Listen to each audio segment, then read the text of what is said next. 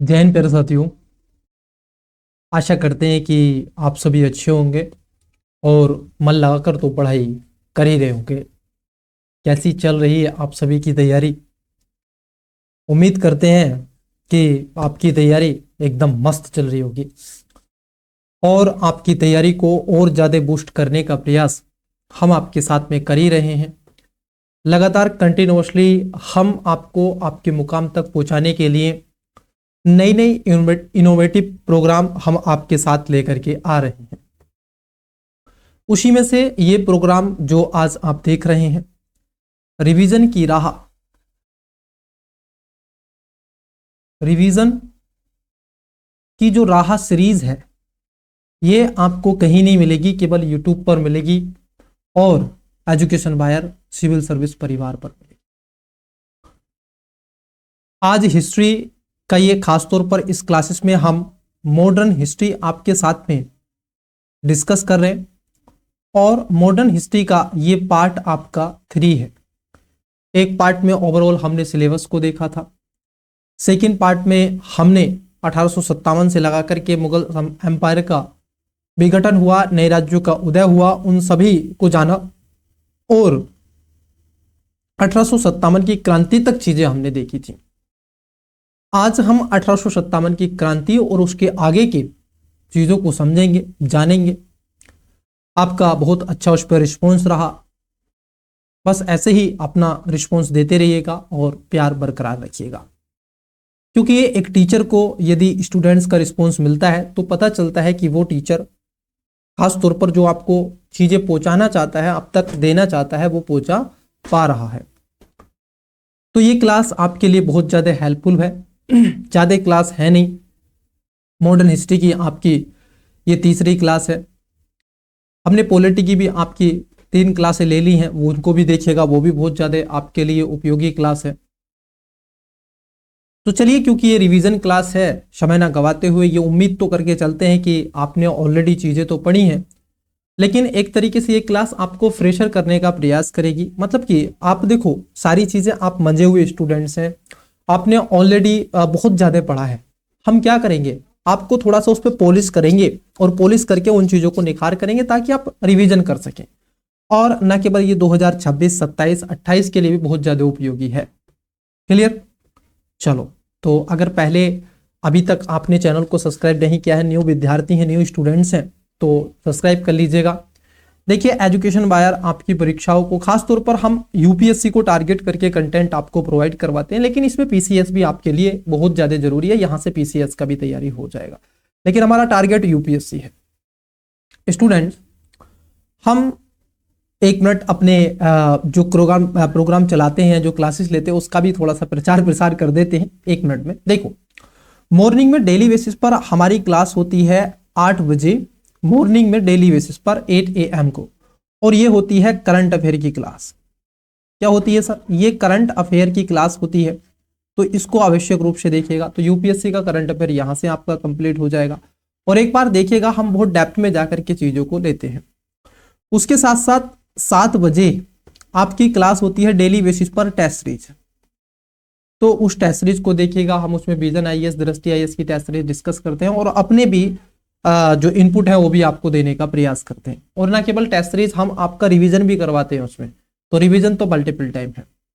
इन सब के अलावा सप्ताह में हम आपके साथ में, सप्ताह में क्या करते हैं, सप्ताह में अगर हम देखें, हम आपको 2 क्लास देते हैं सी सेट की। किसकी क्लास देते हैं? सी सेट की। हमारी रीजनिंग जो है वो लगभग द एंड के कगार पर है, लगभग 2-1 क्लास और होंगी रीजनिंग की, उसमें आपकी कंप्लीट रीजनिंग हो जाएगी जो यूपीएससी के सी सेट में पूछी जाती है। आपको मालूम होगा, हमने जिस लेवल से आपको सी सेट करवाया है, मतलब कि रीजनिंग करवाई है, कोई भी यूट्यूब पे आपको नहीं कराएगा, ये मेरा आपसे वादा है। कोई भी नहीं कराएगा इस लेवल से। पहले कॉन्सेप्ट समझा दे, फिर आपकी प्रैक्टिस करवा दे। जैसी रीजनिंग कंप्लीट होगी, मैथ का हमने पीपीटी चल रहा है, हमारी टीम काम कर रही है, तो वो चीजें हो जाएंगी, तो फिर हम मैथ भी आपका नंबर सिस्टम वगैरह शुरू करेंगे। क्लियर? और रिवीजन आपको चल रहा है, ये खासतौर पर 2 ही ले रहे हैं हम रिवीजन में, एक हिस्ट्री ले रहे हैं और एक आपकी पॉलिटी ले रहे हैं। अब जैसे ही इनमें से जोन सा सब्जेक्ट पहले हो जाएगा, फिर उसके बाद में इकोनॉमी या ज्योग्राफी लेंगे, ठीक है? कंप्लीट आपका रिवीजन करवाएंगे। तो चलिए आइए, अब मैंने प्रचार कर दिया है और ये भी क्या है, आपको वीकेंड पर क्लासें मिलती रहती हैं। क्लियर? चलो, तो आज की इस क्लास को आगाज करते हैं और बढ़ते हैं। अब प्रचार प्रसार हो गया है तो मैं एक बार पुनः इसको क्या कर देता हूं, रिफ्रेश कर देता हूं, ताकि चीजें आपको स्मूथ चलती रहें और कोई भी यहां पर बफरिंग वगैरह ना हो, आपको कोई भी डिस्टर्बेंस ना हो क्लास में, और जैसा आप देखते हैं चीजें वैसी आपको स्पष्ट तरीके से दिखें। क्लियर? हाँ, अब आपको चीजें क्या है, एकदम क्लियर तरीके से दिखेंगी। चलिए आइए देखते हैं, बढ़ते हैं आज की क्लास के रिवीजन क्लास को आगे बढ़ाते हैं। देखिए विषय उठता है 1857 की क्रांति। अब ये जो 1857 की क्रांति है सर, ये कब घटित हुई थी, कई इस पे कारण है। देखो इसमें दो तीन चीजें आपको पढ़नी होती हैं 1857 की क्रांति में।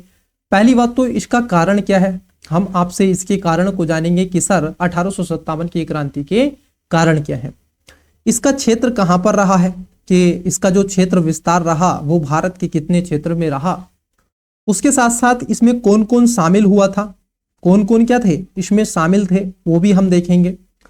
शामिल के साथ साथ हम देखेंगे कि इसका प्रभाव क्या पड़ा, इसका प्रभाव क्या पड़ा, और क्या इसकी वर्तमान स्थिति से यहां से मोटिवेशन लिया जा सकता है। यहां तक कि हम जानेंगे कि यूपीएससी ने आपके प्रीलिम्स में और मेंस में यहां से जो क्वेश्चन पूछे हैं वो क्या है। क्लियर? तो ये हमारा पठन पाठन का तरीका है। तो चलिए देखते हैं 1857 की क्रांति। 1857 की क्रांति के कारण क्या होते हैं, इसके कारण कई कारण आपको देखने के लिए मिलेंगे।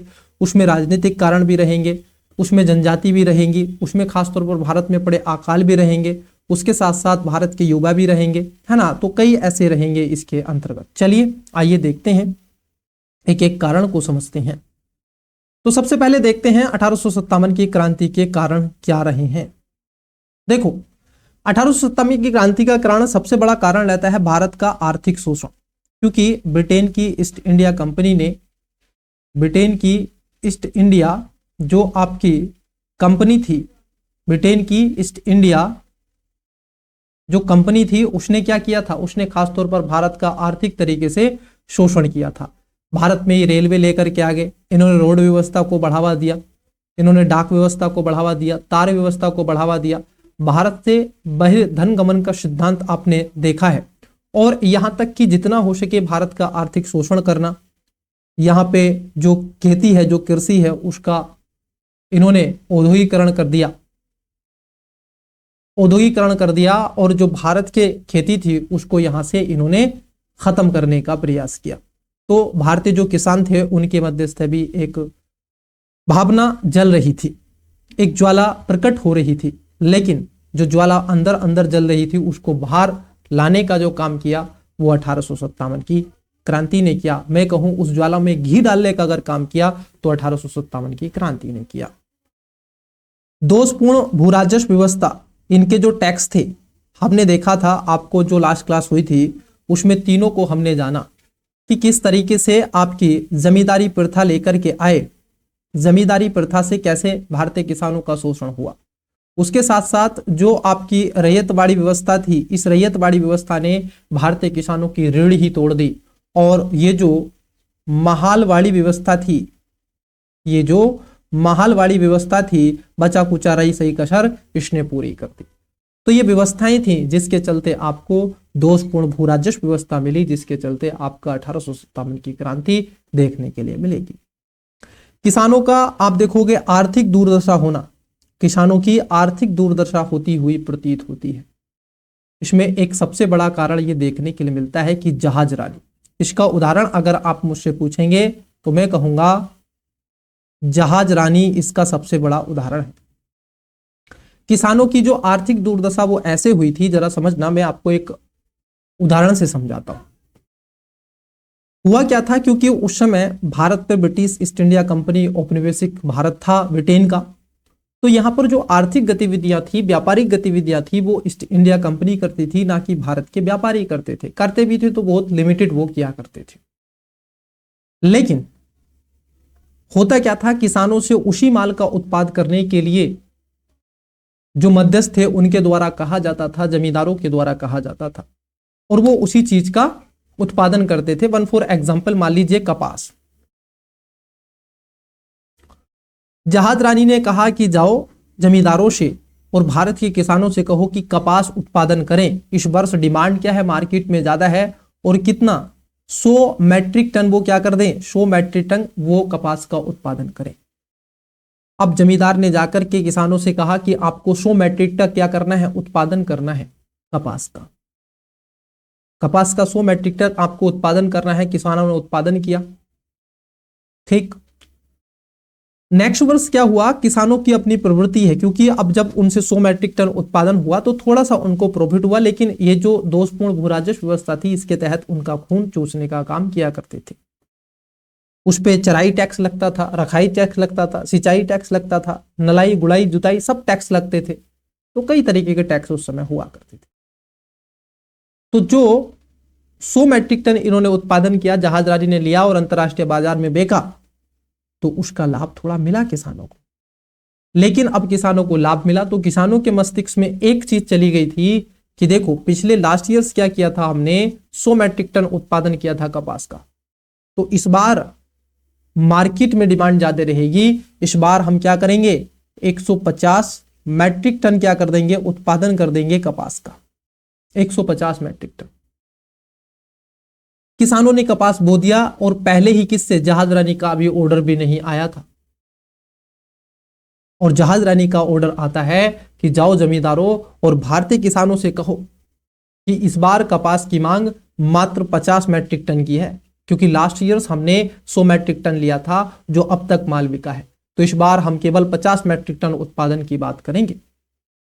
अब किसानों ने तो 150 मैट्रिक टन अपना तैयार कर लिया और डिमांड आ रही है 50 मैट्रिक टन की, तो यहां पर 100 मैट्रिक जो टन है ये अब कहां जाएगा, ये अब कहां जाएगा। अब इस किसान को 100 मैट्रिक टन औने पौने दाम पर बेचना होगा, घाटे में बेचना होगा, और इसी से कम औने पौने दामों पर खरीद करके जहाज रानी और ये जमींदार क्या करेंगे, अब उसको स्टोर कर लेंगे, और स्टोर करने के पश्चात वहीं पर उसको फिर जैसे ही डिमांड आएगी, जैसे ही डिमांड आएगी उसको अतिरिक्त लाभ पर क्या कर देंगे, बेचने का काम करेंगे, और कंपनी को लाभ होगा, भारतीय किसानों को हानि होती चली जाएगी। इसी को कैसे हैं, किसानों की आर्थिक दुर्दशा देखने के लिए मिलती है। 1770 के दशक में, 1800 के दशक में आपको अकाल की प्रवृत्ति देखने के लिए मिलेगी। क्या मिलेगी, अकाल की प्रवृत्ति देखने के लिए मिलेगी। एक खेती में उत्पादन करने वाला ही किसान क्या हो जाता है, भूखा मर जाता है। तो एक ये भी इसका कारण आपको देखने के लिए मिलेगा। भारतीयों के साथ भेदभाव की नीति, भारतीयों के साथ भेदभाव की नीति।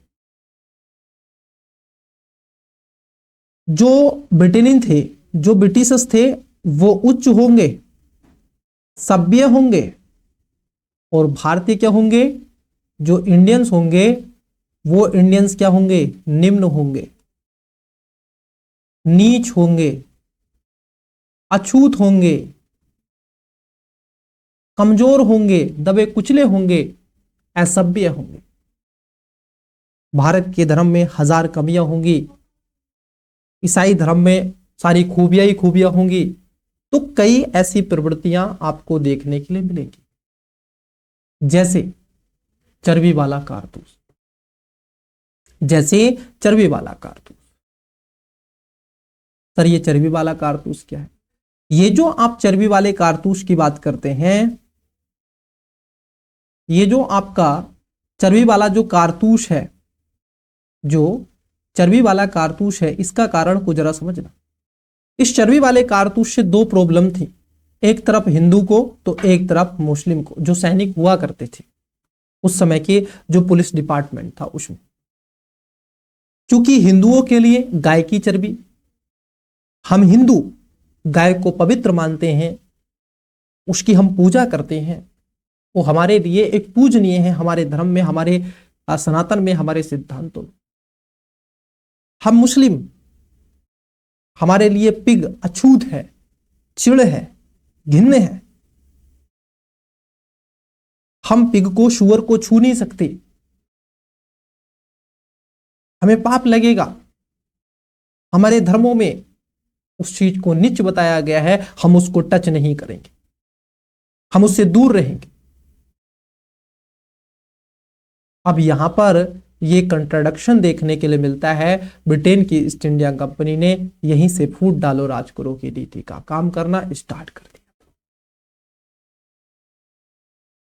क्योंकि उस समय की जो एल्पिस्टन, जो बंदूक हुआ करती थी, राइफल हुआ करती थी, गन हुआ करती थी, उसमें जो कारतूस भरे जाते थे वो कारतूस को मुंह से खोलना पड़ता था, उसकी चर्बी को मुंह से हटाना पड़ता था और फिर उसमें कारतूस डलता था, फिर वो उससे शूट किया करते थे। अब जब वो कारतूस को जब मुंह से उसकी पिन को खोलना पड़ेगा तो उस पर चर्बी होती थी उतने एरिया में लगी हुई, और वो चर्बी यहां पर भारतीयों के साथ भेदभाव किया जा रहा था। उधर मुस्लिम इससे चिढ़ाए और उधर हिंदू गए से। और मंगल पांडे जैसे फिर सैनिक आपको दिखाई देंगे 1857 की क्रांति।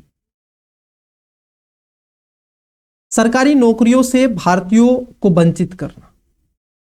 सरकारी नौकरियों में जो पढ़ा लिखा यूथ था, जो पढ़ा लिखा युवक था, उसको नौकरी ही नहीं, अपॉर्चुनिटी नहीं। आज भी तो यही स्थिति है। सरकार केवल अपनी गवर्नमेंट को बचाने में लगी है, देश को नहीं। क्लियर? यूथ अगर नौकरी मांगेगा तो लाठियां खाएगा।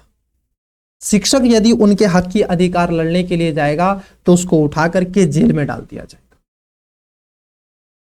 उन छात्रों को, उन युवाओं को, ये वही युवा हैं जो 1857 की जैसी क्रांति में बढ़ चढ़कर हिस्सा लिए थे, जो देश की आजादी में बढ़ चढ़कर हिस्सा लिए थे। तो ब्रिटेन औपनिवेशिक शासनकाल के समय भी सरकारी नौकरियों में भारतीयों को वंचित रखना था। नौकरी करेंगे कौन? ब्रिटिशर्स, यूरोपीय।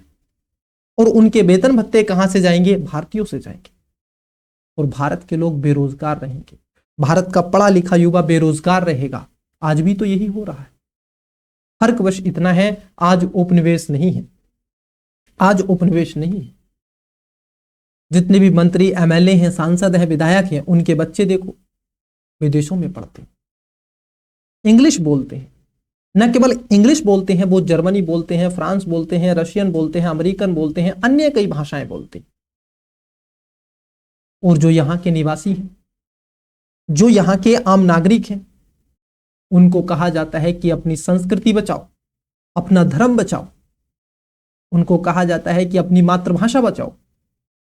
आपके बच्चे अलग जाकर के अन्य भाषाएं सीखेंगे और यहां के जो आम नागरिक हैं, गरीब हैं, मिडिल क्लास है, वो धर्म बचाने का काम करेंगे, वो इसी मातृभाषा को बढ़ाएंगे। वो बच्चे नहीं सीखे, वो बच्चे इसी में झमेले में रह जाए, वो इसी में झमेले में रह जाएंगे और उनके बच्चे पढ़ लिख कर अच्छी अच्छी यूनिवर्सिटी में चले जाएंगे, अच्छे अच्छे पदों पर चले जाएंगे, वो अन्य भाषाएं भी जानेंगे और उन्हीं से भारतीय भाषाओं में अगर कुछ पूछोगे तो वो फिर हिचकिचाएंगे। It is clear? किसी भी एमपी एमएलए को देखना, मैं क्यों कह रहा हूं, यहां पर एक पॉइंट है कि सरकारी नौकरियों से भारतीयों को वंचित रखना। आज भी सरकारी नौकरियों से जो आम नागरिक है, जो मिडिल क्लास है, उन्हीं के बच्चे लाठी खाते हैं। किसी अमीर का बच्चा लाठी नहीं खाता, क्योंकि उसके लिए तो बहुत ज्यादा अपॉर्चुनिटी है। कुछ नहीं तो वो सरकार में जाओ, एक पद पे बैठ जाएगा। भ्रष्टाचार आपको पता ही है किस लेवल का भारत देश के अंदर चल रहा है। चलिए, तो जो युवा थे उनको नौकरियों से वंचित कर दिया गया। अब वो युवा वंचित हो गए, पढ़े लिखे हैं, कहां जाएंगे? तो उनके अंदर आक्रोश होगा। तो अगर आपसे पूछेगा कारण, तो आप कहोगे कि सर इसमें भारत का आर्थिक शोषण हुआ। धन के बहिर्गमन का सिद्धांत देखने के लिए आपको मिलता है दादा भाई नेहरू जी के द्वारा un British rule in India. उस पुस्तक में वो लिखते हैं, आर सी दत्त लिखते हैं हिस्ट्री ऑफ इकोनॉमी में, दोषपूर्ण भू राजस्व व्यवस्था, जमींदारी, रैयत बाड़ी, महलवाड़ी की आप बात करोगे, किसानों के आर्थिक दोहन की बात करोगे, अकाल की बात करोगे, विदेशी ट्रेड, जहाजरानी की बात करोगे, भारतीयों के साथ भेदभाव की बात करोगे, आप उच्च नहीं हैं, आप असभ्य हैं, आप निम्न हैं। हम अंग्रेज कहते हैं हम उच्च हैं, हमारा धर्म सभ्य है। चर्बी वाले कारतूस की बात करोगे, उसमें गाय की चर्बी की बात करोगे और सूअर की चर्बी की बात करोगे। सरकारी नौकरियों से भारतीयों को वंचित कर दिया जाएगा, जो युवा है उसको जॉब नहीं मिलेगी, तो पढ़ लिख करके उसका फायदा क्या। तो ये इसके मोस्टली आपको क्या है, कारण देखने के लिए मिलेंगे, आपको ये कारण देखने के लिए मिल जाएंगे। उसके साथ साथ चर्बी वाले कारतूस, ये एक इसका तत्कालिक कारण देखने के लिए मिलता है, जो मैंने ऑलरेडी आपको बताया कि हिंदुओं के लिए गाय और मुस्लिमों के लिए सुअर, इनकी चर्बी। और इसमें मंगल पांडे का आप क्या है उदाहरण लिखोगे। साम्राज्यवादी हितों से प्रेरित आर्थिक नीति, साम्राज्यवादी ये कभी भी भारतीयों का विकास नहीं करना चाहते थे, ये कभी भी भारत का आर्थिक विकास नहीं करना चाहते थे। इनका मूलभूत उद्देश्य ही यही था कि जितना हो सके भारत को लूट लो, जितना हो सके भारत को लूट लो। वो तो भारतीयों का दृश्य ऐसा है कि हम समस्याओं की परिस्थिति में भी कुछ ना कुछ ऐसा सहारा ढूंढ लेते हैं, कुछ ऐसा आप देखोगे ढूंढ लेते हैं जिसके चलते हम अपने जीवन को सुधार लेते हैं। कठिन से कठिन परिस्थितियों में केवल और केवल भारत के लोगों में यह प्रवृत्ति देखने के लिए मिलती है। वो कहीं ना कहीं सुधारात्मक वो बिंदु देख लेते हैं, आशावादी दृष्टिकोण अपना पैदा कर लेते हैं कठिन से कठिन परिस्थितियों में भी, और अपना जीवन को यापन कर लेते हैं, और उस कठिन परिस्थिति से हम लोग आगे निकल जाते हैं। यही तो काम हुआ। अंग्रेजों ने अगर भारत में शिक्षा नीति को लागू किया तो अपने हिस्से वो चाहते थे कि हम अंग्रेजी शिक्षा को लेकर के आए। मैकाले का यही तो सिद्धांत था। मैकाले चाहता था कि मैं भारतीयों को शिक्षा के दृष्टिकोण से अंग्रेज बनाना चाहता हूं, डिमांड करने के दृष्टिकोण से अंग्रेज बनाना चाहता हूं, पहनने से, ओढ़ने से, खाने से, चलने से, बोलने से मैं उनको अंग्रेज बनाना चाहता हूं, लेकिन वो कलर से भारतीय रहेंगे।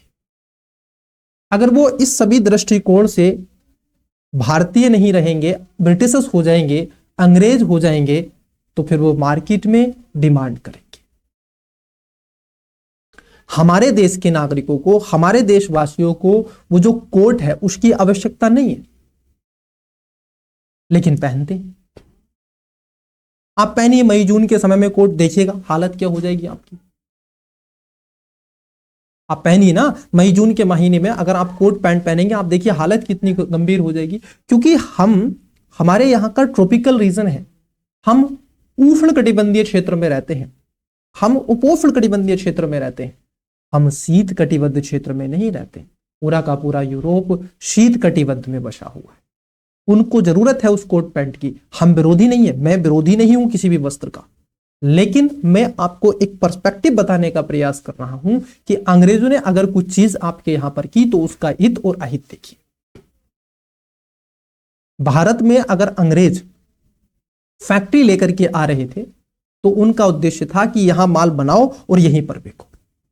भारत को एक मंडी बना दो, भारत को एक बाजार बना दो, जहां पर माल का आप देखोगे बिक्री होनी चाहिए, और दलाल हम लोग बैठे हुए हैं, हम उससे क्या करेंगे, अपने पेट पूजा करेंगे। भारत में उन्होंने रेलवे लेकर के आए। ये सब साम्राज्यवादी हितों से प्रेरित आर्थिक नीति देखो इनकी। अगर रेलवे का निर्माण भारत के अंदर उस समय ब्रिटिश ईस्ट इंडिया कंपनी कर रही थी, पहली ब्लैक ब्यूटी ट्रेन का नाम था, जो मुंबई से ठाणे के बीच में डलहौजी के शासनकाल में चली थी 1853। लेकिन उससे पहले कोलकाता, पश्चिम बंगाल में जो झरिया वाला रीजन है, उसमें 1837 में रेलवे का निर्माण हो चुका था। लेकिन सबसे पहले चली कहां थी, महाराष्ट्र। समझने वाले पॉइंट यहां पर यह है कि वो रेलवे को इसलिए लेकर के आए थे कि भारत में वो दूर दराज तक क्या कर सकते हैं, तैयार माल को लेकर के भारत के बाजारों को विकसित कर सके और वहां पर बेच सकते हैं। और कच्चा माल उस ट्रेन में लाद करके भारत के आंतरिक क्षेत्रों से वो पोर्ट तक ले जा सके, मुंबई के बंदरगाह तक ले जा सके, और वहां से शिप में ला करके सीधे वो कहां, यूरोप जा सके। और यदि छुटपुट कोई ऐसी समस्या, कोई आंदोलन, कोई विद्रोह अगर दिखाई दे, तो उस विद्रोह, उस आंदोलन को क्या कर सके, प्रतिहार कर सके, उसमें मिलिट्री को बैठाए और उस समय पहुंचा दे। और उस समय आप देखोगे ट्रेन ही सबसे तीव्र गति से चलने वाला वाहन था, ट्रांसपोर्टेशन था, उसके पहले नहीं था। क्लियर? जो 1857 की क्रांति से पहले। तो यह आर्थिक नीतियां रही। आप कहो रोड उन्होंने अपने लिए बनाया, यातायात के साधनों को सुचारू रूप से, विद्रोह को दमन करने के लिए, क्योंकि उन रोडों पर हम थोड़ा ही चलते थे, आप थोड़ा ही चलते थे, अंग्रेजी तो चलते थे, गवर्नर चलता था, सैनिक चलते थे, उसमें जो कई लेयर थी वो चलते थे। भारतीय किसानों को तो तन पे कपड़ा भी नहीं मिलता था। अकाल की स्थिति आप जब पढ़ेंगे तो ऐसी थोड़ा ही नहीं। उन्होंने डाक और तार व्यवस्था को बनाया, किस लिए? आम नागरिक के लिए नहीं, उन्होंने इन सभी व्यवस्थाओं को अपने हितों को पूरा करने के लिए बनाया था, अपने हितों को पूरा करने के लिए। लेकिन मैंने आपको बताया कि भारतीयों की एक प्रवृत्ति है, और ये हमारे ब्लड में है, सभी की भारतीय, जो भी भारतीय हैं उन सभी के ब्लड में, कठिन से कठिन परिस्थिति में भी हम आशावादी दृष्टिकोण रखते हैं और वहां से निकलते हैं। कोविड पैंडेमिक में सारी दुनिया रो रही थी, भारत भी रो रहा था, लेकिन हमने रोते हुए भी उन आंसुओं को नहीं गिरने दिया। और देखिए कोविडशील्ड और कोवैक्स बनाई, और बना करके ना केवल भारतीयों को बल्कि विश्व को भी दी। तो भारतीय लोगों का, भारतीय जो लोग हैं, भारत के जो व्यक्ति हैं, यहां की जो जनता है, उसकी जितनी तारीफ करो कम है। लेकिन ब्रिटिशर्स की साम्राज्यवादी जो नीति रही वो अपने हित की रही, वो उपनिवेशवादी रही, ना कि भारतीयों के विकास की रही। इन लोगों ने पाश्चात्य संस्कृति का लगातार क्या किया था? प्रचार प्रसार किया। पाश्चात्य संस्कृति का प्रचार प्रसार किया। आप कहोगे सर कैसे? इन्होंने पाश्चात्य संस्कृति का प्रचार प्रसार ऐसे किया, इन्होंने अपनी संस्कृति को उच्च बताया, अपने खान पान, रहन सहन, अपने धर्म को इन्होंने क्या बताया? उच्च बताया। इसका परिणाम ये देखने के मिला कि ये लोग क्या करते थे, जनजातीय क्षेत्रों में जाते थे, और इन जनजातियों के अधिकार जो हुआ करते थे, जैसे कुछ आज भी जनजाति क्या करती है, ताड़े की शराब बनाती है, वो अफीम का उत्पादन करती है, और वो छुटपुट बाजारों में बेचती है, अपनी जीविका यापन करती हैं आज भी। लेकिन अंग्रेजों ने उनसे उन वन क्षेत्रों को छीना जिसके वो पूर्वज पूजा, क्योंकि जो ट्राइब्स हैं, जनजाति हैं, वो प्रकृति की पूजा करते हैं, वो प्रकृति को ईश्वर मानते हैं। अंग्रेजों ने वही उनसे छीन लिया। वो जो खेती करते थे, झूम खेती, वो जो अफीम का उत्पादन करते थे, वही छीन लिया।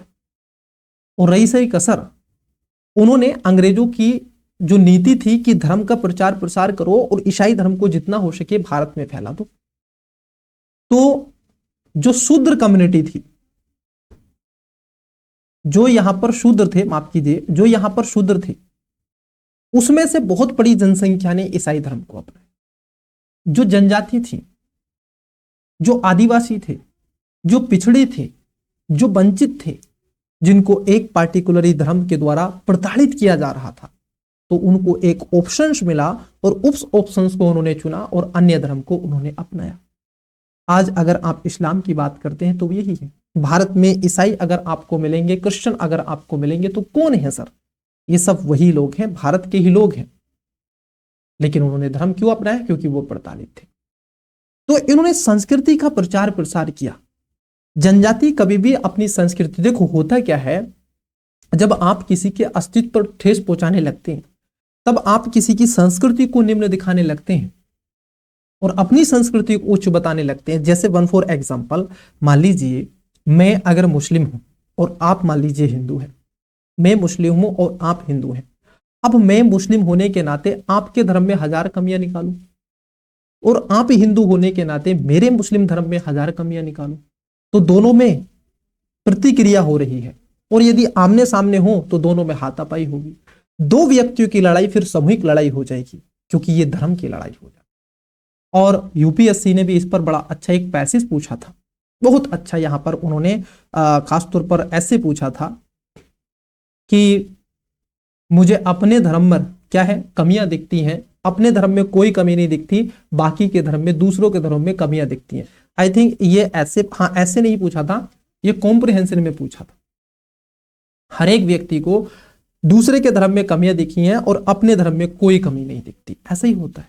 हम क्या है, अपने अंदर जो कमियां हैं उनको नहीं झांकेंगे, दूसरे में जो है उसमें हजार कमियां हैं। केवल अगर हम अपनी कमियां और अपनी खूबियों को देख लें, उनका मूल्यांकन कर लें, तो 50% जीत आपकी। क्लियर? तो यही जनजातियों पर खासतौर पर थोपा गया था ब्रिटिश के द्वारा। पाश्चात्य संस्कृति का प्रचार प्रसार देखने के लिए आपको मिलेगा। उसके साथ साथ जो आपके बेलेजली की जो सहायक संधि थी, ये बहुत ही ज्यादा खतरनाक थी। इसके माध्यम से जो रजवाड़े हुआ करते थे, उनके ऊपर सेना थोपी जाती थी। उनके बाहरी, मान लीजिए एक राजा ए है और एक राजा बी है, ऐसी कंडीशन में ए के ऊपर क्या है, सहायक संधि ये थोपना चाहता है बेलेजली, लेकिन इसको डुप्ले लेकर के आया था। इसको विस्तारित करने का काम खासतौर पर भारत में बेलेजली के शासनकाल में। अब मान लीजिए ए राजा है और बी राजा है, तो ए और बी के क्या है, संबंध थोड़े ठीक है। जैसे ही मान लो कि जो ए है, ए ने क्या किया, ये सहायक संधि पर क्या कर दिए हैं, हस्ताक्षर कर दिए। इसने इस पर हस्ताक्षर कर दिए, तो अब इन दोनों के संबंध खत्म। अब यहां पर कौन, कंपनी इनके संबंधों को देखे।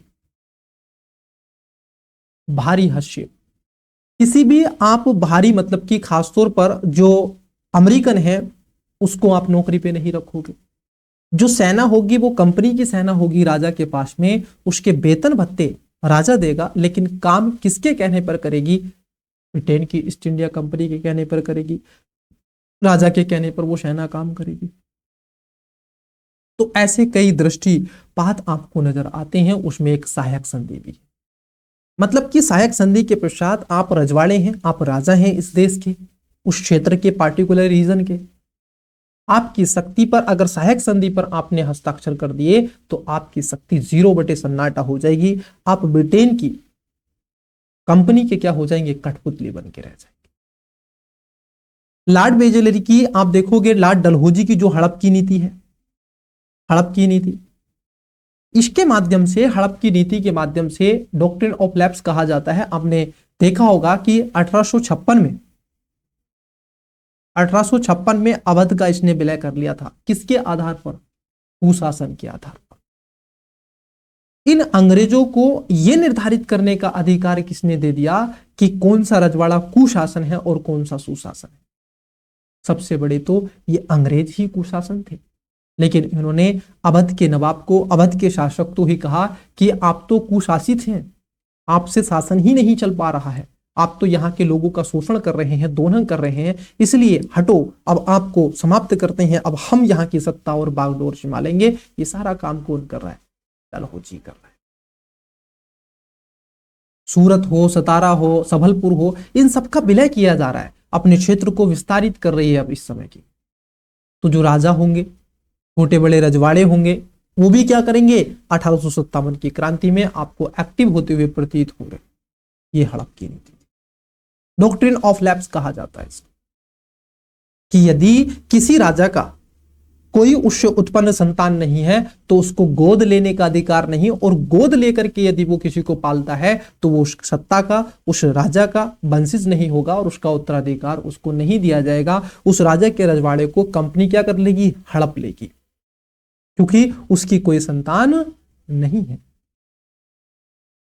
ये कई ऐसे कारण आपको देखने के लिए मिलते हैं। It's clear? अगर क्लियर होते चल रहा है तो कमेंट्स में बता के जाइएगा कि मजा आया कि नहीं। लॉर्ड बेलेजली की जो सहायक संधि है, आइए उसको जान लेते हैं। कई बार आपसे क्वेश्चन पूछा जाता है कि ये जो सहायक संधि है ये सर क्या है। यह एक प्रकार की मैत्री संधि हुआ करती थी, जो कि 1758 से 1798 से 1805 के दौरान लॉर्ड बेलेजली ने देसी राज्यों के साथ संबंध बनाने के लिए इसको क्या किया था, प्रयोग किया था। तो कब की गई थी, तो बेलेजली के द्वारा थी, और 1798 से 1805 के समय थी, मतलब कि 1857 की क्रांति से पहले। इस संधि के नियम अनुसार यदि कोई भारतीय राजाओं के विदेशी संबंध कौन तय करता था? कंपनी तय करती थी। बड़े राज्य अपने खर्चे पर अंग्रेजी सेना को अपने पास रखेंगे, ये इस पर हस्ताक्षर किए जाते थे। तो विदेशी जो संबंध होंगे उसमें हस्तक्षेप कौन करेगा? कंपनी करेगी। सेना कौन रखेगा? कंपनी के द्वारा रखी जाएगी, लेकिन कहाँ? राजा के यहाँ। काम करेगी किसके लिए? कंपनी के लिए। वेतन भत्ते कौन देगा? राजा देगा। और किसी भी बाहरी व्यक्ति को, खासतौर पर अमेरिकन व्यक्ति को, किसी को भी नौकरी पर नहीं रखा जाए, किसी को भी नौकरी पर नहीं रखा जाए। उन राज्यों को अपने दरबार में एक अंग्रेज रेजिडेंट रखना होगा। अब वो रेजिडेंट क्या करेगा? मतलब कि एक ब्रिटेन का आदमी बैठेगा भारतीयों के जो रजवाड़े थे उनके दरबार में, और ये कंपनी राज्य की बाहरी शत्रुताओं से रक्षा करेगी, परंतु राज्य के आंतरिक मामलों पे दखल नहीं करेगी। बाहरी क्षेत्र को देखेगी, आपको दास बना देगी, आपको गुलाम बना देगी, लेकिन आप आपस में अंदर अंदर लड़ो, बाहर की चीजें हम देखेंगे। इस संधि से भारतीय राज्यों की स्वतंत्रता समाप्त हो गई थी और आर्थिक बोझ बढ़ गया था जो अंग्रेजों की दया पर आश्रित हो गए थे। मैंने कहा ना, जब आपकी संप्रभुता छिन जाती है ना, तो आप 90% गुलाम हो जाते हैं किसी के। यदि आपकी संप्रभुता छिन जाए, यदि आपकी संप्रभुता समाप्त हो जाए, तो आप 90% से ज्यादा क्या है? गुलाम है फिर दूसरे के। ये चीजें आप ध्यान में रखना।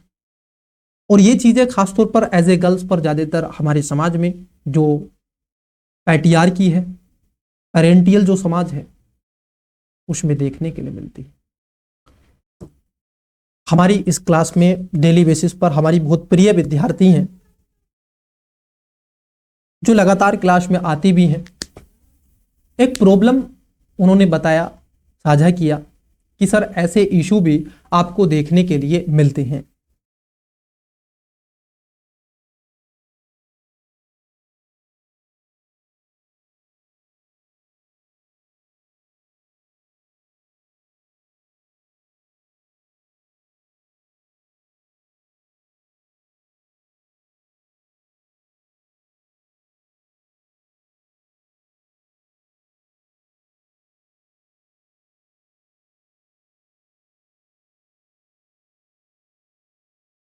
क्लियर? तो उन्होंने हमारे साथ साझा किया कि सर कई बार ये प्रॉब्लम, ये चुनौतियां हमें देखने के लिए मिलती हैं। ऑफ कोर्स मैं समझ सकता हूं, क्योंकि मैं उस पेरेंटियल समाज से ही आता हूं, मैं भी भारत का ही नागरिक हूं, तो मैं उस चीज को समझ सकता हूं।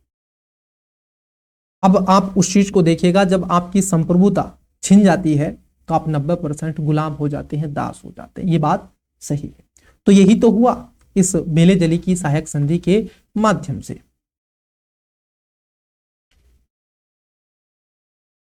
सबसे पहले इस संधि को हैदराबाद के आप देखोगे निजाम के द्वारा क्या था? अपना लिया गया, जो कि 1798 में इसने इसको अपनाया था। यहां से प्रीलिम्स में क्वेश्चन बनता है, यहां से प्रीलिम्स में क्वेश्चन बनता है।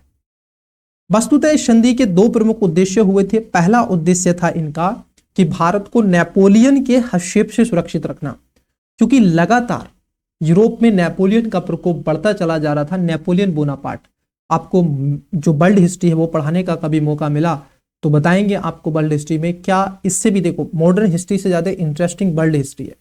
और यदि आपने वर्ल्ड हिस्ट्री को समझ लिया ना, एक देखो होता क्या है, हिस्ट्री एक ऐसा सब्जेक्ट है, इसमें थीसिस आपको समझना है।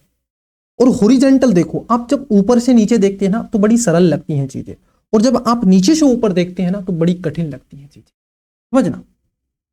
तो अगर आप ऊपर से देखते हैं तो चीजें बड़ी आसान लगेगी। जब वर्ल्ड हिस्ट्री आप पढ़ लोगे ना तो आपको ये जो एंसेंट हिस्ट्री है, मेडाइवल हिस्ट्री है और मॉडर्न हिस्ट्री है, बहुत ईजी लगेगी। 50% आपकी वर्ल्ड हिस्ट्री से कवर हो जाती है हिस्ट्री। क्लियर?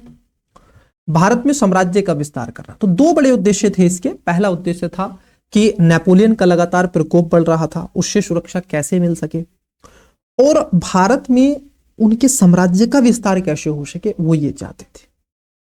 क्लियर? चलो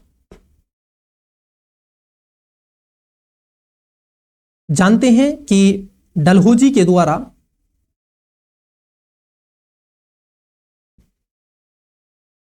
जो हड़प की नीति है,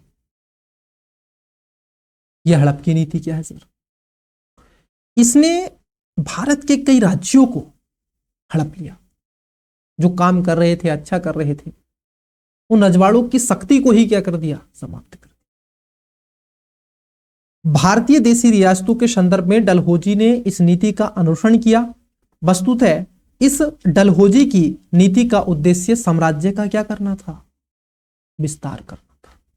जितना हो सके अपने क्षेत्र विस्तार को बढ़ावा दो। आज विस्तार कौन कर रहा है इस विश्व में? तो चाइना कर रहा है,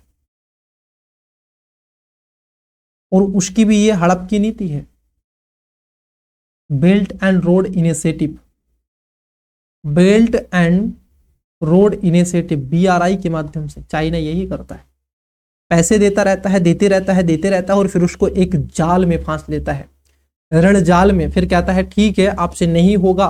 और ये भी देखना जरा, वो पैसे देगा, पैसे देने के पश्चात फिर लड़वाएगा, आपस में लड़वाएगा, वहां की सत्ता गिरवा देगा, वहां की सत्ता परिवर्तित करवा देगा।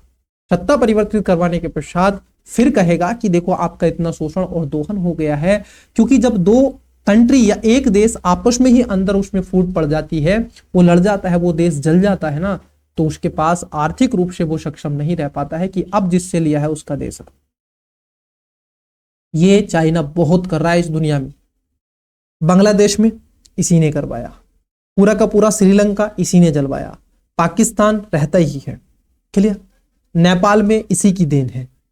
इन सब के अलावा जो आपका कूप है म्यांमार में, इसी की देन है। आज लगातार आप देखोगे जितने भी लगातार अफ्रीकन कंट्री है उसमें कूप हो रहा है। अभी नाइजीरिया, हम सूडान की बात कर रहे थे, नॉर्थ सूडान में, वहां पर तख्ता पलट हुआ, वहीं पर ये एक्टिव है। तो ये क्या करता है? पैसे देता रहता है, पैसे देकर के फिर उससे कहता है कि देखो आपसे पैसे नहीं दिए जाएंगे तो कुछ जमीन दे दो हमें अपने यहां पर। सिक्योर करता है उस क्षेत्र को, और कितने साल के लिए? 120 वर्ष के लिए, 100 वर्षों के लिए, 99 वर्षों के लिए लीज पर दे दो। ऐसे करता है कौन? चाइना। तो ये कौन है? डलहौजी की नीति को आज प्रैक्टिकली आप अगर समझेंगे तो इस तरीके से विस्तार किया जा रहा है। इस नीति के तहत भारत के जिन देशी रियासतों के शासकों के कोई पुत्र नहीं थे तो उन्हें पुत्र गोद लेने की अनुमति नहीं थी। ठीक है, पुत्र नहीं होता था तो उन्हें पुत्र को गोद लेने की अनुमति नहीं थी। अनुमति थी नहीं, अनुमति नहीं थी। और किसी ने बाय द वे अगर ले भी लिया तो उसको उसका वंशज नहीं कहा जाएगा, उसको वो राजपाट नहीं दिया जाएगा। ये खासतौर पर इसकी नीतियां थी जिसके माध्यम से ये काम चला रहे थे। अंततः स्वाभाविक तौर पर ही उस देशी रियासत को ब्रिटिश क्षेत्र के अंतर्गत शामिल कर लिया जाता था। तकनीकी रूप से देशी राजाओं को पुत्र गोद लेने की अनुमति तो थी, किंतु उस गोद लिए हुए पुत्र को रियासत का उत्तराधिकारी अथवा राजा घोषित नहीं किया जाता था। ध्यान रखना, आपने अगर पुत्र गोद लिया वो राजा नहीं बनेगा, वो शासक नहीं बनेगा उस रजवाड़ी का, ये उसको अधिकार नहीं होता था। क्लियर? चलो, आप स्वतंत्र तो हैं। भारतीय देखो जो लड़कियां हैं खासतौर पर, अब तो खैर बहुत कम प्रवृत्ति होती है। आज तो हमारी जो माताएं बहनें हैं वो अपने डिसीजन स्वयं लेती हैं। ये मैं भी देखता हूँ, अपने घर में भी देखता हूँ, आस पड़ोस में भी देखता हूँ, अपने फ्रेंड सर्किल में भी देखता हूँ, और आप सब में भी देखता हूँ जो इस फैमिली के सदस्य हैं। और ये बहुत अच्छी चीज़ है, मैं इसका सपोर्टिव हूँ। हमारी संस्थान इन सब का, ऐसे स्टूडेंट्स का सपोर्ट भी करती है। आप अपने डिसीजन स्वयं लिए, स्वयं लो। जब आप स्वयं लेते हो ना तो ऊर्जाएं आप में बहुत होती हैं, क्योंकि डिसीजन आपका होता है और आप में ऊर्जाएं खूब होती हैं, तो आप उसको क्या कर लेते हैं? उस लक्ष्य को भेद भी लेते हैं। आप पे थोपा नहीं गया होता है। एक चीज होती है स्वयं करना, एक होती है थोप देना। थोपना आपको क्या है? बोझ लगता है, और स्वयं करना एंजॉय होता है, वहां पर मोटिवेशन रहता है। तो आज कई स्टूडेंट से मेरी बात भी होती रहती है, फ्रेंड सर्किल में मैं जानता हूं, फैमिली को अधिकतर देखता हूं, सोसाइटी करंट अफेयर हम पढ़ते हैं। तो आज महिलाएं लड़कियां जो यूथ है वो अपने डिसीजन स्वयं ले रही हैं, उस चार दीवारी से ऊपर निकली है। तो भारतीय समाज में एक समय तक ये कहा जाता था कि आप स्वतंत्र तो हैं, जो मन है वो खाओ, जो मन है वो बनाओ, आप स्वतंत्र हैं, सांस लो, खा लो, पी लो, जो करना है वो करो, लेकिन कहां जाओगे, किससे बात करोगे, कैसे कपड़े पहनोगे, किससे विवाह करोगे, कौन से स्कूल में पढ़ोगे, ये सब हम जिम्मेदार हैं, हम करेंगे, आपको ये अधिकार नहीं। आप स्वतंत्र हैं लेकिन गुलाम हैं। ऐसे ही भारतीय रजवाड़ों को किया गया था। आप पुत्र को गोद ले सकते हैं, आप पुत्र को गोद तो ले लेंगे, लेकिन जो पुत्र गोद लिया गया होगा वो उत्तराधिकारी नहीं बनेगा, उसको ये राजपाट नहीं दिया जाएगा, ये ध्यान में रखना है। It is clear. चलो आगे बढ़ते हैं, आगे देखते हैं। फिर आपसे पूछ लिया जाता है कि इस नीति के माध्यम से कौन कौन से रजवाड़े थे जो शामिल हुए थे। डलहौजी ने इस नीति के माध्यम से 1848 में सतारा, जैतपुर, सबलपुर 1849, उदयपुर 1852, झांसी 53 में और नागपुर 54 में कंपनी का साम्राज्य में मिला लिया था। तो कई बार सतारा है, जैतपुर है, सबलपुर है, उदयपुर है, झांसी है, नागपुर है, ये सब क्या है, इसमें आ जाते हैं। सबसे पहले कौन था, हैदराबाद का निजाम था 1798 में। डलहौजी की इस नीति से भारतीय रियासतों में तीव्र असंतोष उत्पन्न हुआ और 1857 के विद्रोह का एक प्रमुख कारण बना। तो डलहौजी की इसमें नीति भी रही है। तो ये वो फैक्टर रहे हैं जो कारण रहे हैं कि इसके 1857 की क्रांति के। यहां तक चीजें क्लियर हैं? तो बताओ आगे बढ़ते हैं। और मैं उम्मीद के साथ कह सकता हूं कि ये चीजें आपकी क्लियर हो गई होंगी, ये चीजें आपकी क्लियर हो गई होंगी। क्लियर? चलो तो मैं पहले पानी पी लेता हूं, फिर चीजों को आगे बढ़ाएंगे।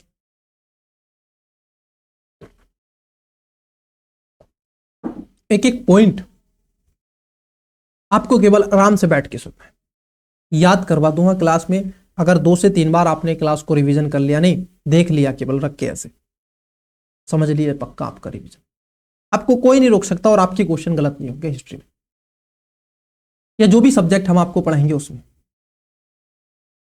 आइए अब बात कर लेते हैं प्रारंभ, क्रांति का प्रारंभ। ये तो हमने देखा था अब तक, जो भी आपकी 30, 32, 35 मिनट की जो भी क्लास हुई है उसमें हमने कारण देखे हैं और डिटेल्स में कारण पर चर्चा की गई, डिटेल्स में। अब जान लेते हैं कि इसका प्रारंभ कैसे होता है। प्रारंभ होता है 1857 की क्रांति का चर्बी युक्त कारतूस के प्रयोग से, चर्बी युक्त कारतूस के प्रयोग से, गाय का और सुअर की चर्बी। सर्वप्रथम बैरकपुर छावनी के 24वीं बटालियन के सैनिक मंगल पांडे ने इस चर्बी वाले कारतूस का समर्थन करने से इनकार कर दिया।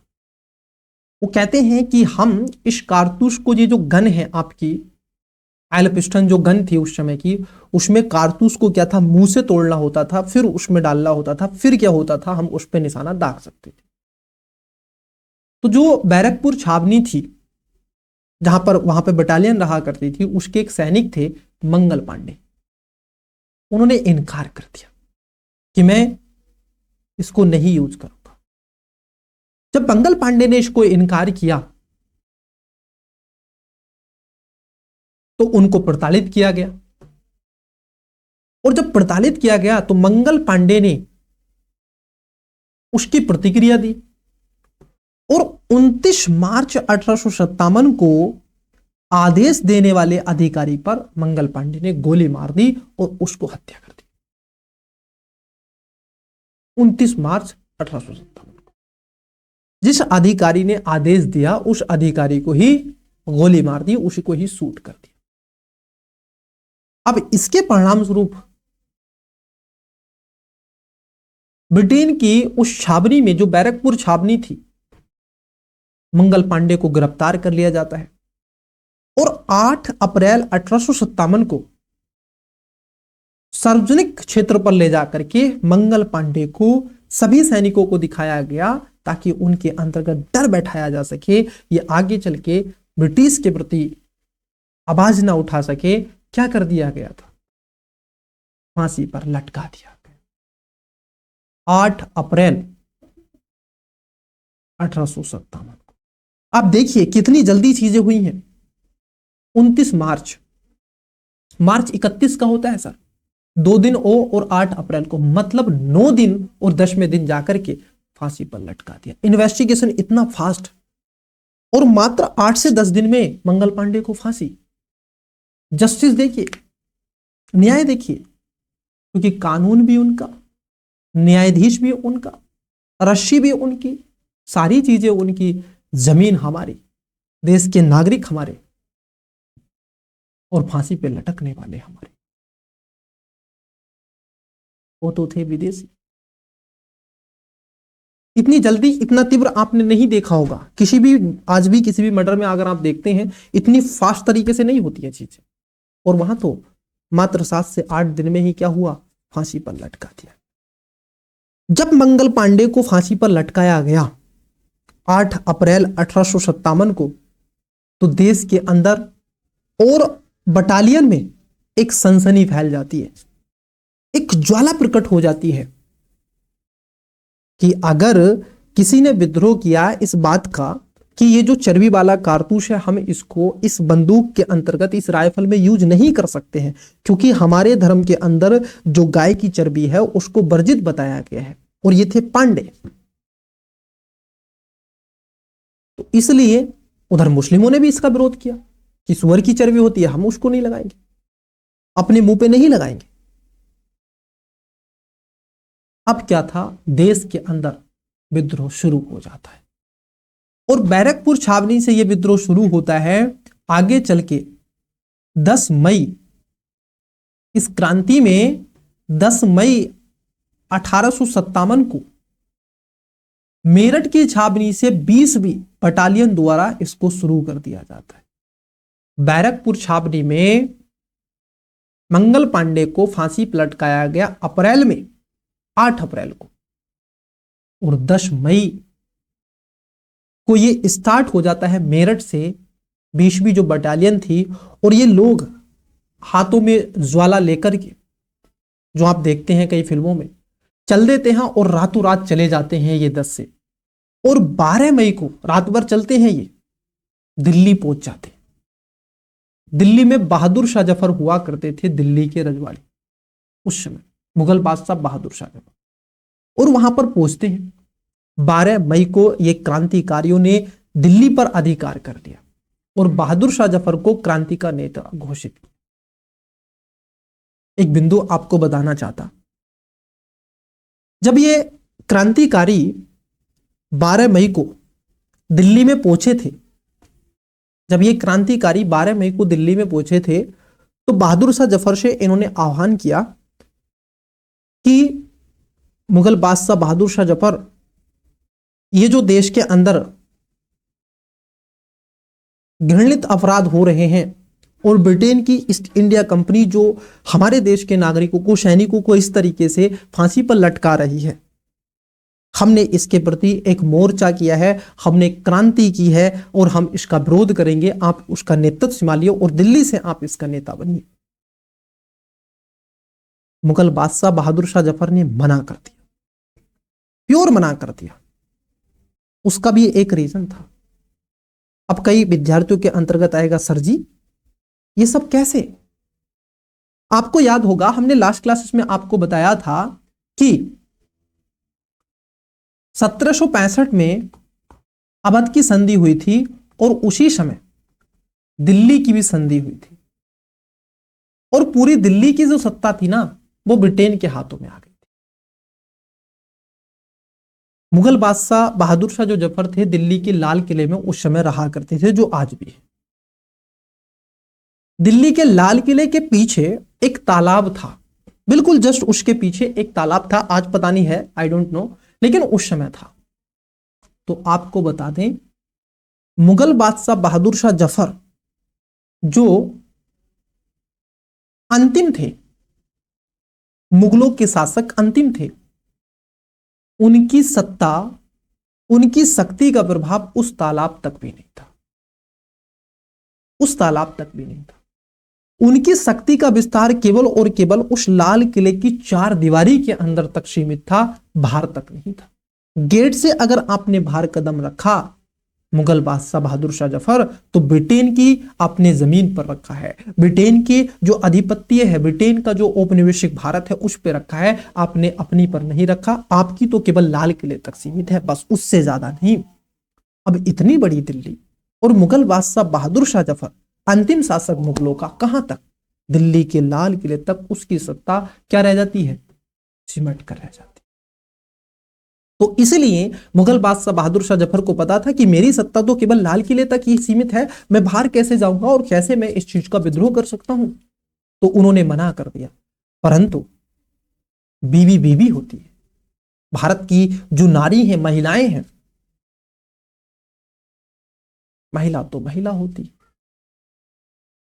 मुगल बादशाह बहादुर शाह जफर ने मना किया और उनकी पत्नी ने कहा कि सब लोग कह ही रहे हैं तो बन जाओ नेता।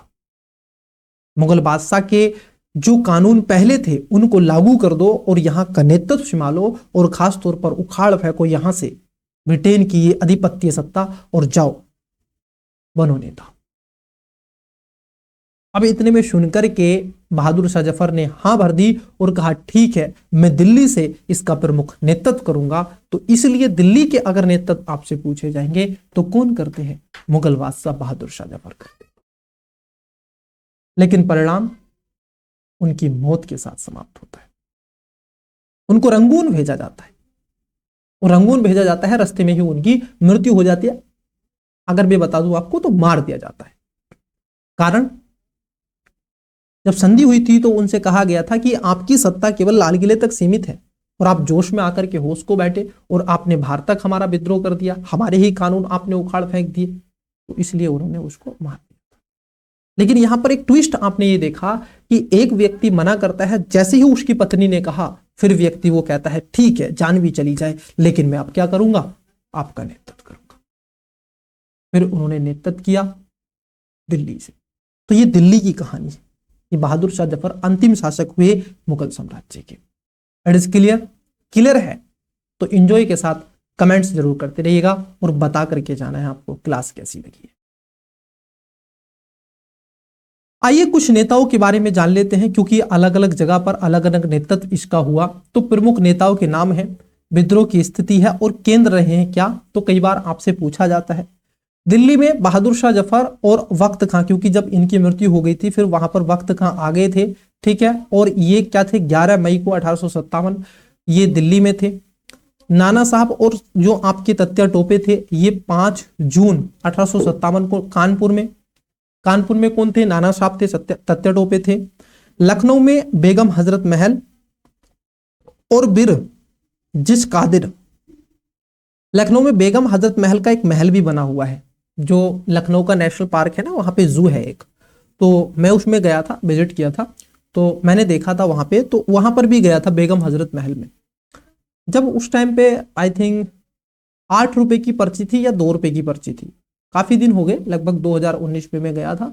तो जब मैंने देखा था तो उस समय मैं गया था तो वहां पर जो चीजें रखी हुई थी उन रजवाड़ों की, तो मैं देखकर चकित हो गया था। वो तोपे, वो तलवारें, वो बर्छे, मतलब कि उनके आभूषण वगैरह थे उसमें। तो यहां पर बेगम हजरत महल और उसके साथ साथ बीर जिस कादिर थे, ये लखनऊ की थी। उसके साथ साथ रानी लक्ष्मीबाई झांसी की थी।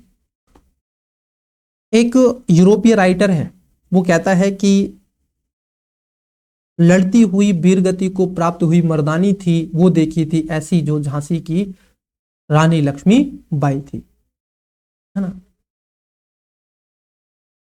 जो रानी लक्ष्मीबाई थी, झांसी की रानी थी, ऐसा कहा जाता है। पुरुषों की तरह वीर गति को प्राप्त हुई झांसी की वो रानी थी। अब देखो यहां पर एक शब्द उन्होंने यूज किया कि वो पुरुषों की तरह, आप जानते हैं रानी थी लेकिन पुरुषों की तरह वो क्या थी? लड़ी थी। ऐसी ही युवतियों की जरूरत है अभी वर्तमान में इस देश को,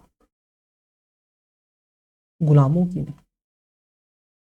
और यदि आप आज भी स्वतंत्र भारत में, संप्रभु भारत में, जहां पर दुनिया आज स्पेस में पहुंच चुकी है, चांद पर भारत पहुंच चुका है, अगर आज भी आप उस गुलामी की बेड़ियों में जीवन जी रहे हैं तो बहुत ही निंदनीय है।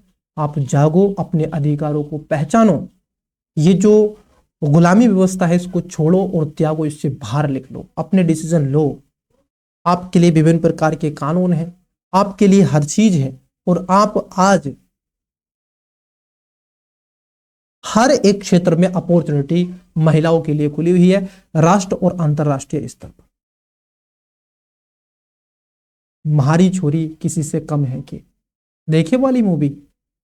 मैं देखा हूं और कई बार देखा हूं, देखनी चाहिए, और बहुत अच्छी है, उसमें एक्टर आमिर खान है। क्लियर? तो यहां पर अगर आपसे पूछा जाएगा प्रीलिम्स में, खासतौर पर मैच द फॉलोइंग में पूछा जाता है कि दिल्ली में किसने थे, कानपुर में कौन नेतृत्व कर रहा था, लखनऊ में कौन नेतृत्व कर रहा था, ऐसा आपसे पूछा जाता है। इसके साथ साथ आपसे अगर पूछा जाए कि जगदीशपुर में तो कुंवर सिंह और अमर सिंह थे, फैजाबाद में ये मौलवी अहमदुल्ला थे, उसके साथ साथ इलाहाबाद में लियाकत अली थे, यहां पर भी मैंने इनका देखा है, ये पार्क भी लियाकत अली पार्क है एक इलाहाबाद में, और बरेली में ये खासतौर पर खान बहादुर गफ्फार खान थे, ठीक है, ये इसका नेतृत्व कर रहे थे, तो इनको भी ध्यान में आपको रखना है। आइए अब जान लेते हैं कि क्रांति की असफलता के कारण। देखिए क्रांति तो हुई लेकिन ये क्रांति सफल नहीं हुई, आंशिक रूप से ये सफल हुई है, ध्यान रखना। यहां पर एक शब्द है तो मैं लिख देता हूं, ये क्या हुई है, आंशिक रूप से, आंशिक रूप से ये जो क्रांति है 1857 की सफल हुई है। आप कहोगे सर क्यों? देखिए यहां पर एक शब्द है कि क्रांति की असफलता के कारण, मतलब कि क्यों ये असफल हुई, लेकिन मैं कहूंगा आंशिक रूप से सफलता मिलती है, और आंशिक रूप से इसकी सफलता जो आपको मिलेगी वो जब ब्रिटेन की ईस्ट इंडिया कंपनी का शासन बदल करके संसद के हाथ में चला जाता है, तो वहां पर आपको दिखेगा। और 1858 का जो एक्ट आता है, 1858 का जो एक्ट आता है, भारत शासन अधिनियम 1858, इसमें कई सुधार आपको मिलेंगे, कई सुधार मिलेंगे। इसका परिणाम क्या होगा, ताकि भारत में पुनः कोई ऐसी क्रांति जन्म ना ले सके, उसको रोकना है। इस 1858 के एक्ट में ये इसी का परिणाम है, आंशिक सफलता इसलिए हम कह रहे हैं, इसी का परिणाम है।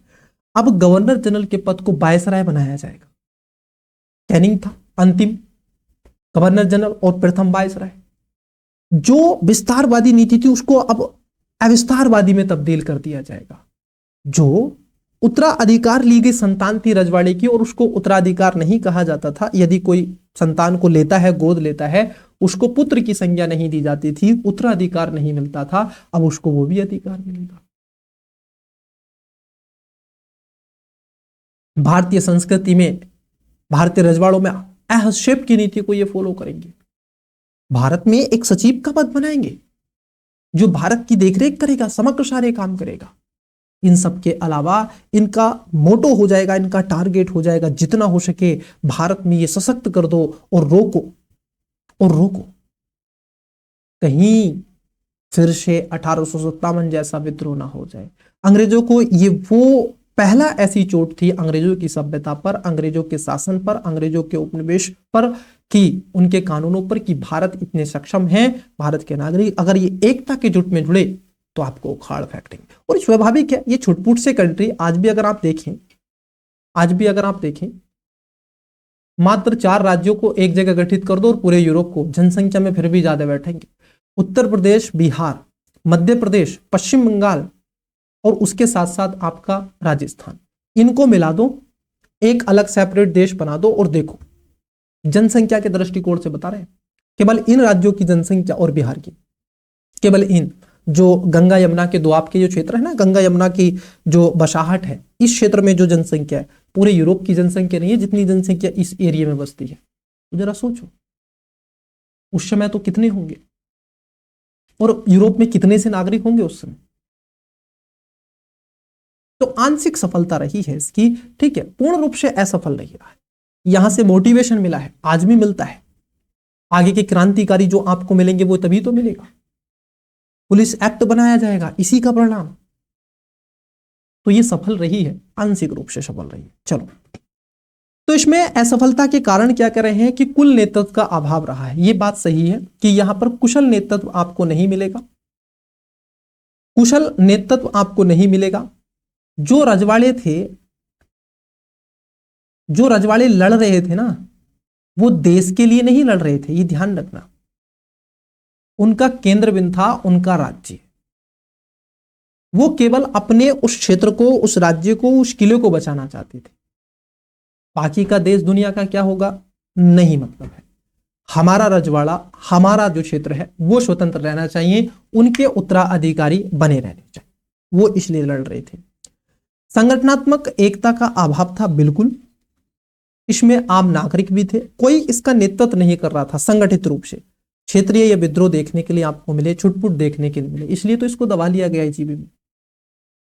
आगे चल के जब आप महात्मा गांधी की बात करोगे, भारत छोड़ो आंदोलन एक ऐसा ही आंदोलन था जैसे 57 की क्रांति, लेकिन उसके पहले महात्मा गांधी ने संगठित आंदोलन किए, तो देखो पूर्ण रूप से असहयोग आंदोलन, देखो पूरी सत्ता ही हिला दी।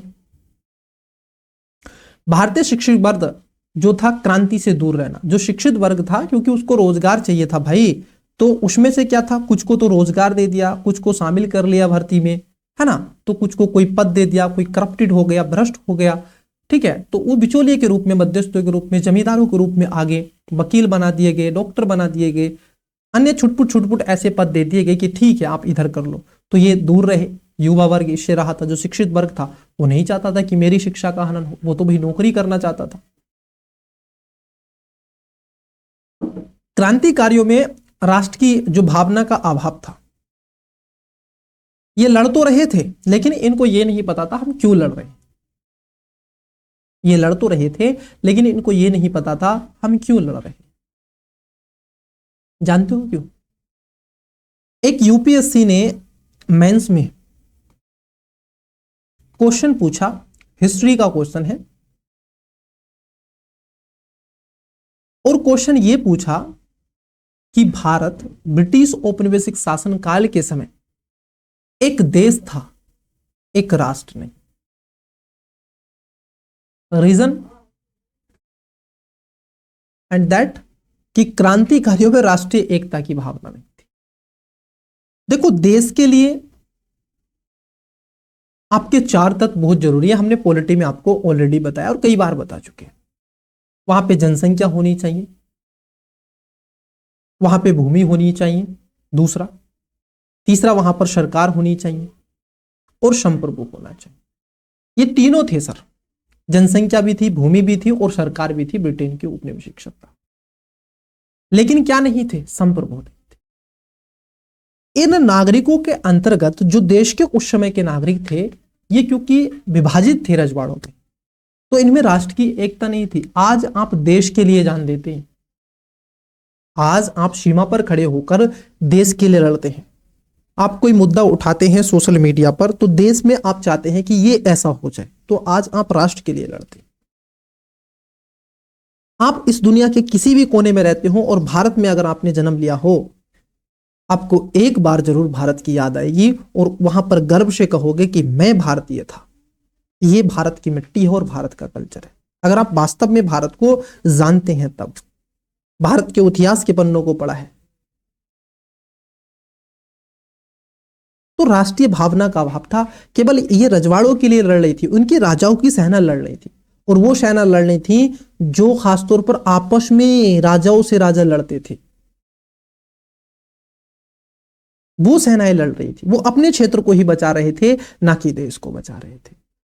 जो सैनिक थी वो दुर्बलता थी, कोई प्रैक्टिस नहीं इन सैनिकों की, कोई ऐसा नहीं बहुत ज्यादा प्रशिक्षण हुआ, अधिक हथियार नहीं थे, चर्बी वाला कारतूस के लिए तो ये युद्ध ही हुआ था। अब ये सब कैसे छोड़ेंगे चर्बी वाला कारतूस? तो ये भी था। तो इसमें कई ऐसे कारण आपको देखने के लिए मिलते हैं। उसके साथ साथ आवागमन एवं संचार के साधनों का अभाव था। जो भी संचार के साधन हुआ करते थे, चाहे वो आपकी रेल हो, उस पर ब्रिटेन की आधिपत्य था। और इस 1857 के विद्रोह को दबाने में ना रेलवे ने बहुत बड़ी भूमिका निभाई थी, बहुत बड़ी। सैनिक भरते थे और पहुंच जाते थे। उसके साथ साथ अगर हम देखेंगे जो रोड थे, उन रोडों पर अधिकार उनका था। जो डाक व्यवस्था थी, जो तार व्यवस्था थी, ये सब किसका अधिकार था? ब्रिटेन का था। और ये जो आम नागरिक थे, ये जो रजवाड़े थे, ये इससे वंचित रह गए। आर्थिक स्थिति कमजोर हो चुकी थी, हमारे पास में इतना संसाधन नहीं था कि हम कैसे, क्योंकि ऑलरेडी भारत में अकाल पड़ रहे हैं, रजवाड़े अपना जैसे तैसे जीवन यापन कर रहे हैं, चरम बिंदु उनका हो चुका है, बहुत दयनीय स्थिति हो चुकी है। जो दक्षिण भारत है वो इस क्रांति से दूर रहा था। मात्र अगर हम देखें भारत के इस मैप को, अगर आप समझें तो आपको चीजें और भी क्लियर हो जाएंगी। जरा समझना, ये इंडिया है, ये आपका भारत है। क्लियर? अब इस भारत में आपको केवल इस रीजन में ही क्या है, ज्यादा से ज्यादा यहां इस क्षेत्र में आपको देखने के मिलेंगे जो भी युद्ध हुआ है। बस ये वो रीजन है जहां पर युद्ध हुआ है, बस ये वो रीजन है जहां पर आपको क्या है, वो युद्ध देखने के लिए मिलता है। बाकी के क्षेत्रों में आपको युद्ध मिलता ही नहीं। ये जो आपको बाकी का रीजन जो बचा हुआ है, अगर हम देखें बाकी का जो रीजन बचा हुआ है, ये सब जो रीजन है, ये वाला, ये जो सब रीजन है जिसको हमने ग्रीन कर दिया है, ये बाकी का रीजन, ये सबको 1857 के क्रांति से, विद्रोह से, इधर क्योंकि उस समय पाकिस्तान तो सब मिला हुआ था, एक ही था, इन सब क्षेत्र से कोई लेना देना नहीं था। तो देखो कुछ सीमित ही एरिया में क्या था, ये 1857 की क्रांति हुई, और इसको दबाने में कोई ज्यादा मशक्कत नहीं करनी पड़ी थी, इजी वे में इसको दबा लिया था। तो दक्षिण भारत के जो रजवाड़े थे उन्होंने कोई रुचि नहीं दिखाई। कहा ना कि यहां पर क्या था, राष्ट्र की एकता का अभाव था। यहां पर रजवाड़ों का जो मोटो था वो ये था कि हम अपनी सत्ता को कैसे बचा सके। देश नहीं था उस समय खुद की सत्ता हुआ करती थी रजवाड़ों की, तो इसलिए ये चीजें असफलता के कारण आपको मिलते हैं। आइए अब जान लेते हैं 1857 के विद्रोह का परिणाम क्या क्या हुए हैं। तो परिणाम में अगर हम देखें, सबसे पहले आप परिणाम जब आप बात करते हैं तो परिणामों में एक परिणाम आता है कि भारत में कंपनी का शासन का अंत होता है और भारत का शासन अब ब्रिटेन की क्राउन पार्लियामेंट के हाथ में, वहां की रानी के हाथ में चला जाता है। तो पहली बात क्या होती है, कंपनी की सत्ता समाप्त हो जाती है। कंपनी की जो सत्ता है वो क्या हो जाती है, अब समाप्त हो जाती है, और ब्रिटेन की सत्ता आ जाती है। पहला पॉइंट तो ये। दूसरा है कि गवर्नर जनरल जो था अब वायसराय बना दिया जाता है। क्या बनाया जाता है, वायसराय बनाया जाता है। आपको कमेंट्स करके बताना है भारत का प्रथम वायसराय कौन था और अंतिम गवर्नर जनरल कौन था। अगर आप बहुत ही अच्छे ढंग से इस क्लास को सुन रहे हैं या फिर कुछ कुछ नोट डाउन भी कर रहे हैं तो आप आवश्यक रूप से इनका आंसर देते चलोगे। ठीक है।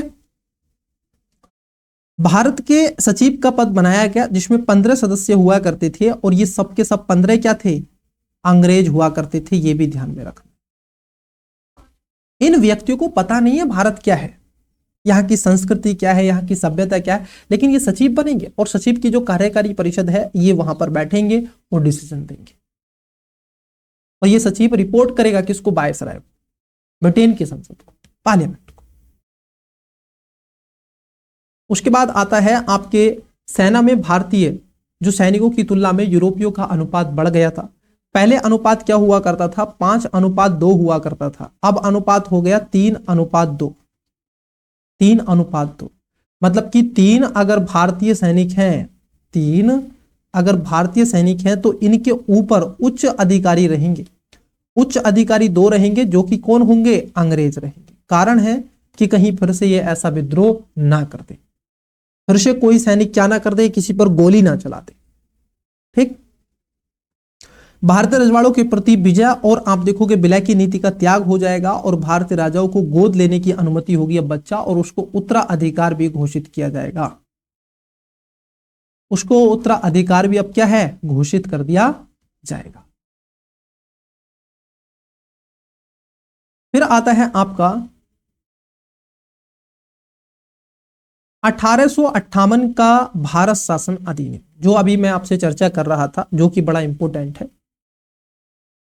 गवर्नर जनरल का आप देखोगे पदनाम बदल कर क्या कर दिया जाएगा, वायसराय कर दिया जाएगा। बोर्ड ऑफ कंट्रोल और आप देखोगे कोर्ट ऑफ डायरेक्टर के पद को समाप्त कर दिया जाएगा।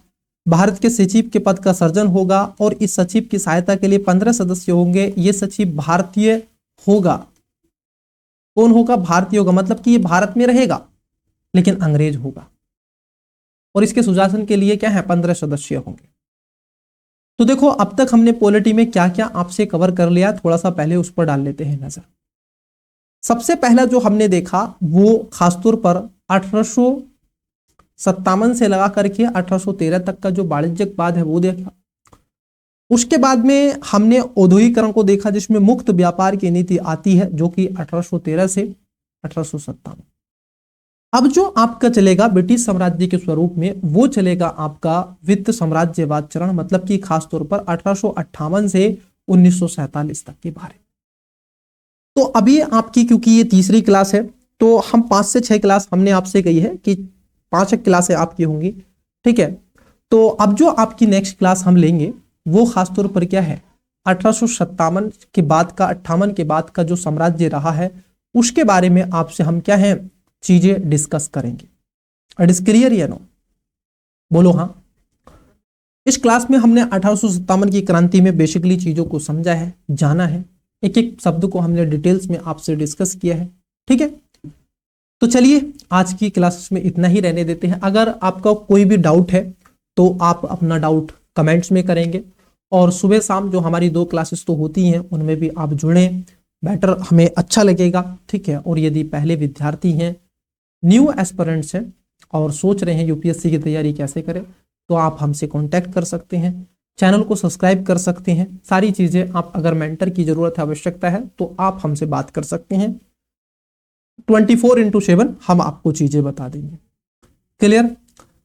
एक और खासतौर पर स्टूडेंट्स का बहुत ज्यादा कमेंट्स आ रहा है कि सर अपने नोट्स हमें दिखा दीजिए एक बार, ठीक है। मैं उस पर बोलता हूँ टीम को और कहता हूँ कि मेरे नोट्स लाए जाएं और उसकी एक पीपीटी बना दो, ताकि जिसमें polity, history, economy, geography, science and tech, ecology, environment, उन सभी का, और स्टूडेंट्स को एक बार क्या है दिखा देते हैं वो नोट्स कैसे हैं, तो चीजें आपको पता चल जाएगी। आप देख लेंगे कि यूपीएससी के नोट्स कैसे होते हैं, जो आपको शिक्षक लोग पढ़ाते हैं उनके नोट्स कैसे होते हैं और आपके कितने डिफरेंट है, वो भी आप देख लेंगे उससे।